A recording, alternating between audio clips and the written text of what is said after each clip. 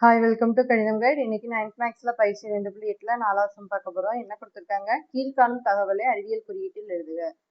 என்ன கொடுத்துருக்காங்க? அறிவியல் குறியீட்டுல இந்த தகவல் எல்லாம் எழுத சொல்லியிருக்காங்க. நம்மளுக்கு ஃபர்ஸ்ட் இது பாருங்க, உலக மக்கள் தொகை சுமார் எத்தனை 7 கொடுத்து அடுத்து ஒரு 9 0 கொடுத்துருக்காங்க. அப்ப என்ன செய்வோம்? இங்க இருக்க புள்ளி, இந்த புள்ளியை எங்க கொண்டு வருவோம்? இங்க கொண்டு வருவோம். அப்ப கொண்டு வந்தோம்னா என்ன எழுதுவோம்? 7 × 10 எத்தனை ஸ்தானத்துக்கு முன்னாடி கொண்டு வந்திருக்கோம்? இங்க ஒரு 3, இங்க ஒரு 3, இங்க ஒரு 3, மொத்தம் 9 ஸ்தானம். அப்ப 10⁻9. அப்ப ஃபர்ஸ்ட் இதோட ஆன்சர் என்னது? 7 × 10⁻9. ரெண்டாவது அடுத்தது பாருங்க, ஒரு ஒளியாண்டு என்பதுன்னு சொல்லி ஒரு நம்பர் கொடுத்து இந்த கிலோமீட்டர் தூரத்தை குறிக்கிறது அப்படின்னு சொல்லியிருக்காங்க.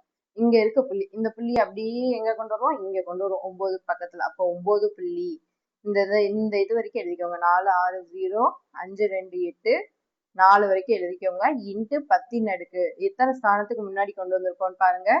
1 2 3 4 5 6 7 8 9 10 11 12 13 14 15. அப்போ 15.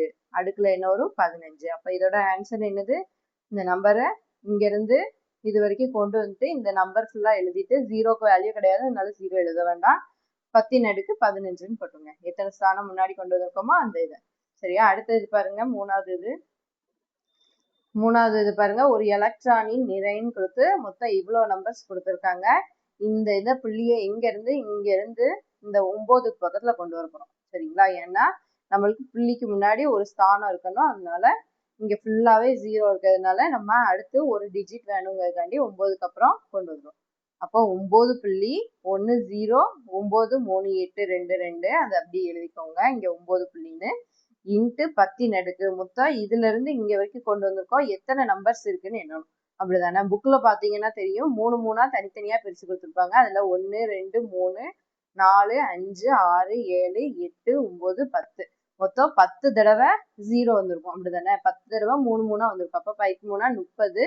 இங்க 1 எக்ஸ்ட்ரா 1 தள்ளி போயிருக்கும். அப்ப 31.